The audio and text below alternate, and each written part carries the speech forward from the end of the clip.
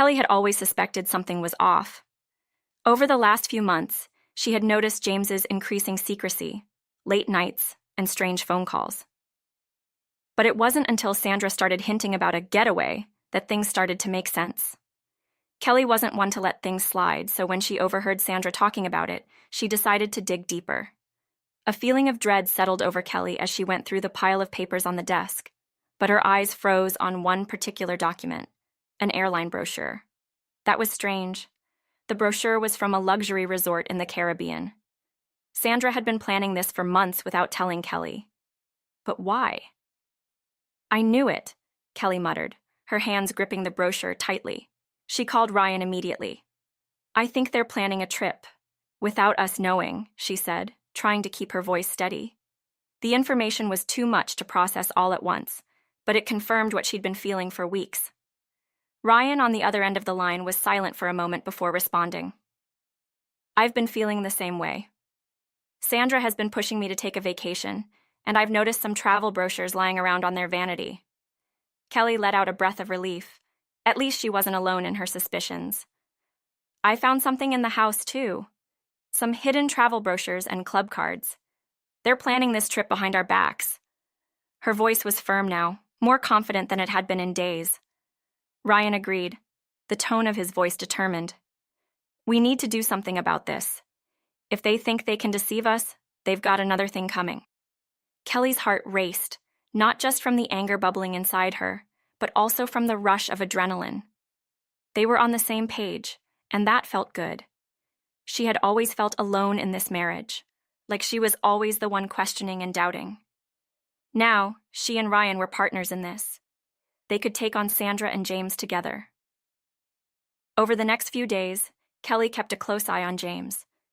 His behavior was becoming more erratic.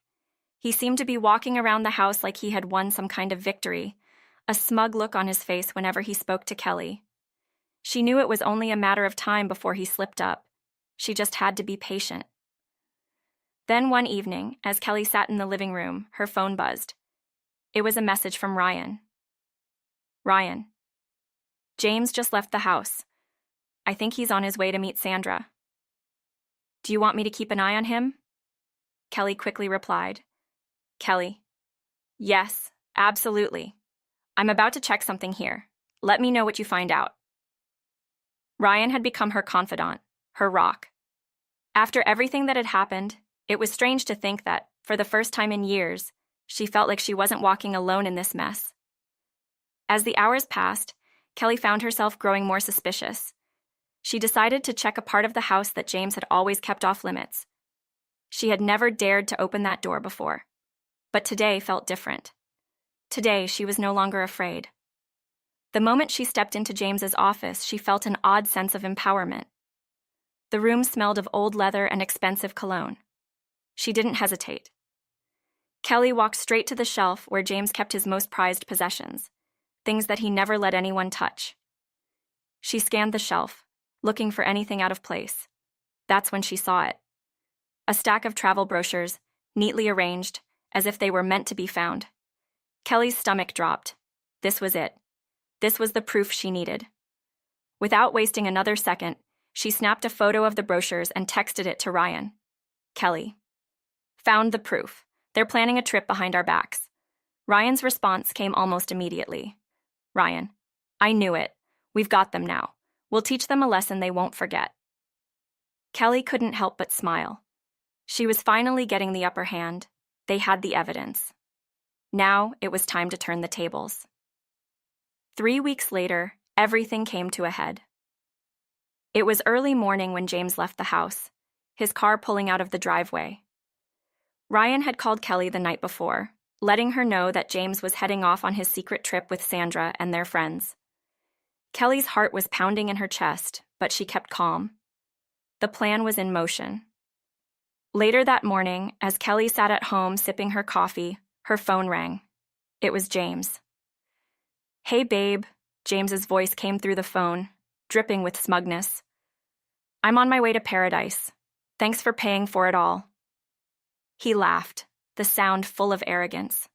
Kelly kept her cool. "What do you mean, thanks for paying for it all?" Oh, I'm sure you already know.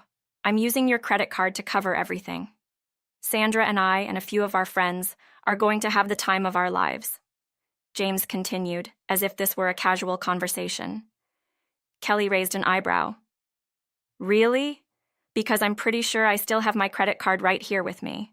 So which card are you talking about? There was a long silence on the other end of the line. Kelly smiled. She had him right where she wanted him. Wait, what? James stuttered. I took your card this morning. His voice faltered as he tried to figure out what was going on. Kelly's smirk grew. No, James, you didn't. You took an old gym membership card of mine by mistake. It's the same color as my debit card. Did you really not notice? James's shock was palpable. What? He repeated, disbelief flooding his voice. Kelly enjoyed the moment. Yeah, that's right. You've been bragging about using my debit card, but instead, you've been spending money on a gym card. How does that feel? Ryan, who had been listening in on speakerphone, couldn't contain his laughter. It was a perfect trap. James's grand plan was falling apart over something as simple as a mix-up with a gym card. It was almost poetic. James's voice was shaking now. What are you playing at? Kelly didn't hesitate. You thought you were getting away with it, didn't you? Sandra and you had this whole scheme planned, but now look where you are, alone, cold, and stranded. Ryan joined in, his tone dripping with amusement. You thought you could trick us, but we've been one step ahead of you all along. The tables have turned, James. For a moment, there was silence. James was trying to piece everything together, but it was too late. The damage was done. Kelly hung up the phone, a sense of satisfaction washing over her. But the game wasn't over yet. Later that day, Kelly received another call. This time, it was from James, but he wasn't bragging anymore. He was desperate. Please, Kelly, send us some money. We're freezing out here. The weather's terrible, and we don't have enough to get back. I'll pay you back, I swear. Kelly played along. Really? I thought Ryan was helping you with this. Isn't he there with you? James's confusion was evident. What do you mean? Ryan's not here. Kelly's grin grew wider. Oh, I think you'll find out soon enough. Ryan and I have been working together. We've planned this just as much as you and Sandra have. She could hear the panic rising in James's voice. You... what? Yes, James. I'm glad you're finally starting to understand. You've been played, and I'm not sending you any money. You'll have to find your way back on your own. Kelly's voice was cold, her resolve unshaken. After hanging up, Kelly called her lawyer. The divorce was happening, and she wanted to be fully prepared. She had all the evidence she needed, and James and Sandra's scheme was crumbling faster than they could recover. When James and Sandra finally returned, they were met with an unexpected confrontation. The lawyer handed them legal papers, and their faces drained of color as they read through the documents. You're divorcing us? James asked, his voice filled with disbelief. Kelly stood tall, her voice steady. Yes, and you're going to pay back every penny you've taken from me. You'll pay for the house, the savings, and everything else you've stolen. Sandra tried to play the victim, but Kelly was unmovable. It's all here in the documents. You don't have a leg to stand on, and by the way, I've got proof of everything. Sandra's smug demeanor quickly turned into frustration. This is crazy. You can't do this. I already have, Kelly replied, feeling the weight of the situation settle in. This is the price of your deceit. The confrontation continued for hours, but in the end, it was clear that Kelly and Ryan had won. James and Sandra were left to deal with the consequences of their actions, and Kelly could finally move on. As for the future, Kelly's life was brighter than ever.